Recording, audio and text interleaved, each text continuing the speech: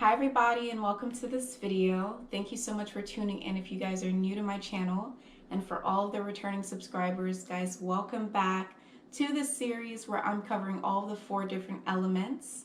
And today's video, we're going to finish the series off with the water element, and I'm going to be telling you guys about how you can actually connect with the water element, how you can actually go about healing from the water element, and things that will make you understand when you might need to heal from the water element, when's a good time to get healing or connect with the water element, as well as the importance of the water element in our lives on an individual level, on a collective level, in this ecosystem. What is the importance of the water element? What are the characteristics of the water element? How does it affect us? Okay, so I'm going to be talking about all of these things inside of this video. So without further ado, let's go ahead and see what the water element has to teach us.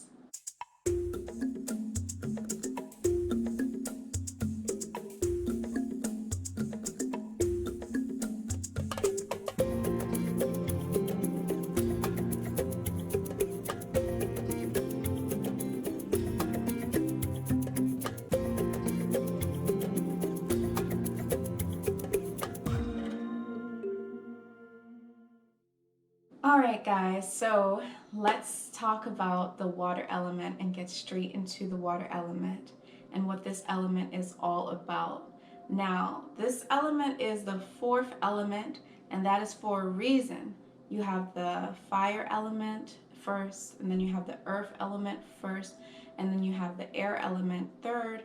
And I've already made videos on these elements, and you can see exactly what the reasonings are for this stuff and why it goes into that specific order. Now with the water element, it specifically comes 4th because it's the last element, because it has the capabilities of being very, very, very mature in nature. The energy, the characteristics, the personality traits of water element is very mature emotionally. From an emotional standpoint, it is extremely, extremely mature. And the reason why I say emotionally is because water is an element that is depicted as emotions. Water is an element that signifies our emotions in life. Our emotions, whether it's turbulence, whether it's soothing, whether it's calm waters, or whether it's rainy, hard, sad waters. Water is the significance of emotions. It basically describes our emotions, okay? And another thing about water is the fact that water is capable of being very, very adaptable. Water is known, when you look into astrology and you look at the different signs in astrology that are all water signs. You have Scorpio, you have Cancer, and then you also have the Pisces, the most maturest and oldest of all the signs. But the reason why, when you look at the personality traits of those signs, it gets back to emotions, is because they are of the water element. And I use astrology because it is a great, great, great example of all the different elements that we have inside of our world, okay? So back to the adaptability with the water element. It has that characteristic of being very adaptable. And the reason being is because when you look at water element inside of our world and how it behaves, what does it act like? What is the energy of water element? When you really sit down and you think about that, you'll come to understand and realize that the water element is an adaptable element. It can go from being a liquid to a gas to a solid, okay? It can go from changing its actual structure to also go from actually temperature-wise. It can be freezing cold to the point where it can burn you from being so cold, or water can be so boiling hot that it can also burn you then. It is capable of changing its shape. It is ever flowing. And it is very, very, very, very creative because it creates itself into these different structures. It creates itself from a water to a gas to a solid, from ice to water to liquid. So water represents emotions because it has the ability to adapt itself. It has the ability to adapt itself on another level. Water also represents change and rebirth. It does, which is when you also look at the sign of Scorpio, being a watery planet, a watery sign. You think about the fact that it's a water element. Scorpio also has aspects of Pluto, the planet, which makes it very rebirth in nature and have those ability to basically have those that characteristic of rebirth. Okay, but you also have to look at water as a sign of rebirth because people go to water to get purification. People actually go to water in some religions to actually go through a rebirth process. People go through water in order to grow, okay? To grow, to evolve, to gain some nourishment. So water represents emotions. It represents adaptability when you think about all the characteristics of water, right? It also represents creativity because it has the ability to really be very creative in nature and change its structure. And water also represents our actual nourishment and the things that we go to for comfort. Water is a very feminine type of sign. It is very feminine in nature. It's a feminine element, water is, because it has the ability to nourish us. It has the ability to clean us. It has the ability to really, really nurture us and take care of us inside of this world.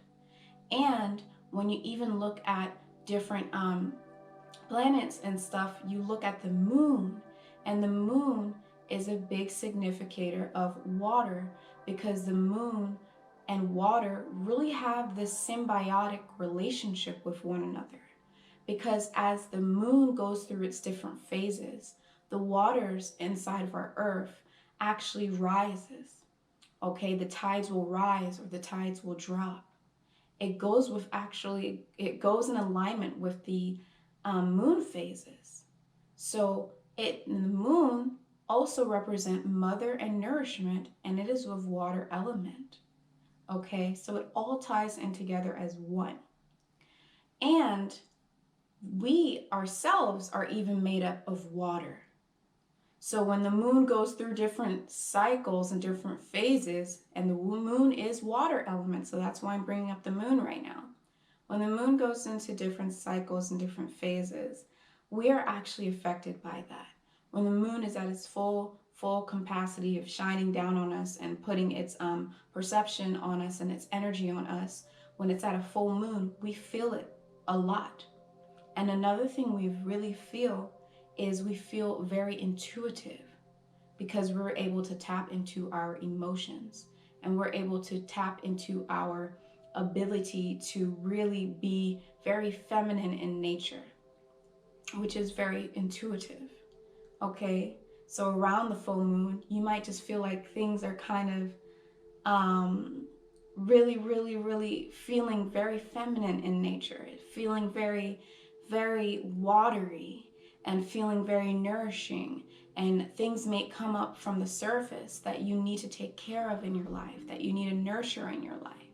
So the water element really represents all of these things when it comes to the energy and the characteristics and the power that water has inside of our world and how it actually affects us and how it actually works together with us inside of this physical realm in a really physical way, in a really, really physical realm way, okay?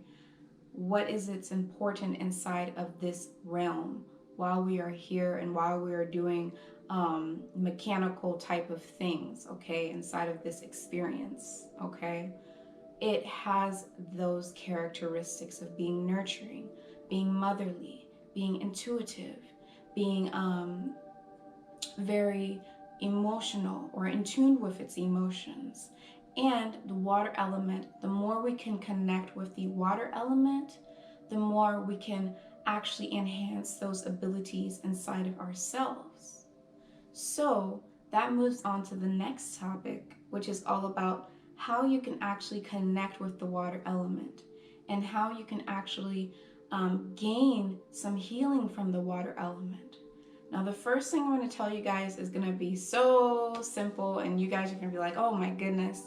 But yes, it's going to be to actually drink water, because our bodies are made up of a lot of water, and our bodies need water to survive. It needs it. It's a form of nourishment to nourish our tissues and our skin and our hair and our nails and our gut and everything. Okay, so definitely you want to make sure that you're nourished, and you want to make sure that you're getting clean drinking water. If you're capable of accessing clean drinking water, try to get the cleanest water that you can inside of your system, and it will help you also be more in alignment with the benefits that you can gain from water element, as opposed to having a body that's actually needing the nourishment of water. Make sure that you're nourishing your body and allowing it to be fully hydrated, okay? That, believe it or not, I'm telling you that will actually really help you connect with the water element. And another way to connect with the water element is going to be through the moon. It's going to be through placing your attention. Especially if you're empath, you're going to be able to really be able to connect with something other than yourself, okay? If you're empathic and you're really sensitive to your emotions already, you're going to be able to connect with the moon a little bit more easier.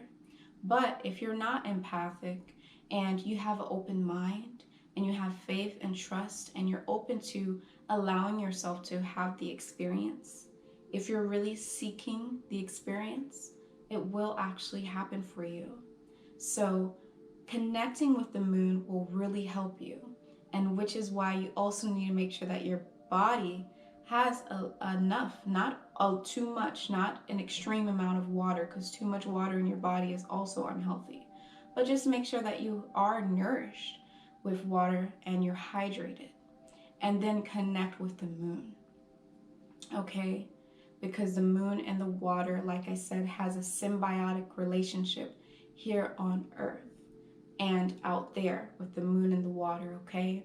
So drink a lot of water, nourish your body with water, and then take the time to actually meditate on the moon. Go inside the night, inside of a safe place, or maybe on your balcony, or maybe right outside of your home, your house, and when you see a full moon, when you see a crescent moon, it doesn't matter. It could be the little tiny moon that looks like really like a slither moon, that moon. It doesn't matter what phase it's at, okay? Even a new moon. Go outside and really connect with the moon and the moon's energy, and really open yourself and be vulnerable, because the moon energy and water element can be very vulnerable as well. And connect with the moon, meditate on the moon, and let it nourish you, let it enhance you. These kind of things and this kind of practices and connections with the water element will actually allow for you to gain intuition. It will actually allow for you to have more vivid dreams. It will actually enhance your psychic capabilities, and it will allow for you, when you're ready to go inside and tap into your intuition, it will make it a more graceful, and a little bit more easier for you to tap into your intuition, because you have to be non-aggressive and patient, and there's a certain type of energy and a certain type of vulnerable and surrender. You have to be willing to surrender when it comes to connecting with your soul, which you're already inside of, when it comes to connecting with your true self and connecting with your intuition. You have to be really vulnerable and surrender. And that goes hand in hand with the actual feminine energy. And this is why connecting with water element and connecting with moon can enhance your capabilities of intuition and psychic stuff, because you are in a state of mind, or you are so open and receptive and in alignment with the type of energy and the type of vulnerable, surrendering type of energy that you will need to have in order to have faith and strength and trust in connecting with your intuition and your psychic abilities. Okay, I hope that makes sense for you guys. Another way that you can actually connect with water element would be to go near a large body of water, in an ocean, at a lake. You don't have to go in the ocean if you don't want, but you can go by the ocean, by the beach. You can go by the lake. You can even go by a little running stream of natural water and meditate and appreciate and really look at that water and open up your heart, open up yourself, open up your mind. Open up your mind to having the experience of that, of being one with that water, and letting that water heal you, and connecting with that water. And you'll be able to understand, just listening to the flow of the water and connecting with the water will make you yourself understand letting things flow to you, letting things flow out of you. And that will also enhance your creative abilities. Just like it can help with your sacral chakra and help your sacral chakra, which also has to deal with creativity, okay? Another thing you guys can do if you want to connect with the water element, if you're not anywhere near any kind of water, body of water, natural water source, or waterfall or stream or river or ocean, another thing you can do is wait for the rain. Literally wait for the rain. And as much as some people may think, and sometimes it does feel that way, rainy days can be kind of like a damper or something that's kind of like, I wish the rain would go away.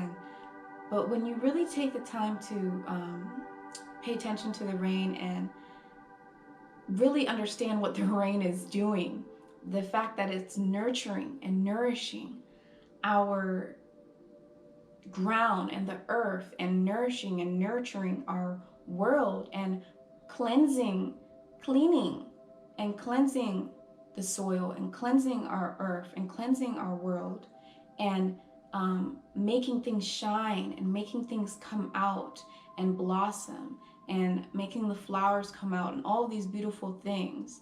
That's why it smells so good, and that's why the energy feels so good after the rain has just left, because it blessed the land.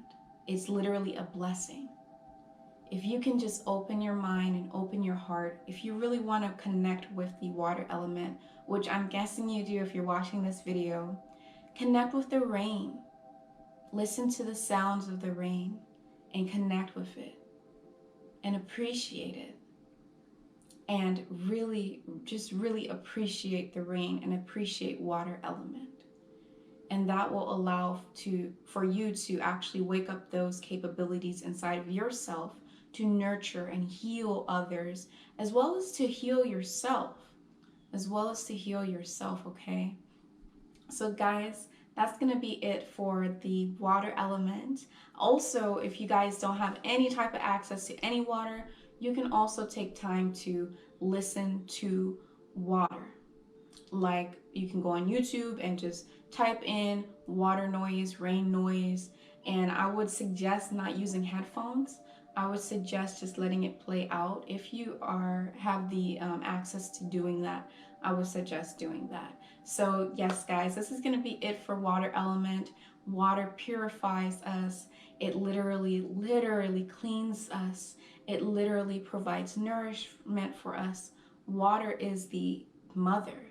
Water also provides blessings for us here on earth, so that the fruit can grow, so that the foods can grow. There's places and locations and cultures on this earth where water coming down is a real blessing because they've gone through a dry season and they didn't have any their food. They're in a food shortage, and rain and water coming down is just something to really worship, appreciate, something to really appreciate and really have gratitude for. So, don't take it for granted the power of water element, guys, and all the healing that you can actually get from connecting with the water element. Okay, so don't forget to hit the like button if you're liking watching this right now. And for all of the returning subscribers, thank you so much for your subscriptions. And for all of you guys who are not subscribed yet, make sure you hit the subscribe button. But I will add in to make sure that you guys hit the bell notification as well. This way you can actually get an update every time that I make a video. Otherwise, you'll be missing all of my content. So make sure you hit the bell notification as well. And thank you guys so much for tuning in. All of my information is inside of the description box. If you guys need any of my healing services, you can email me, and or any of my card reading services, you can email me as well. So thank you guys so much for tuning into this video, and I'll see you all inside of the next one. Bye bye.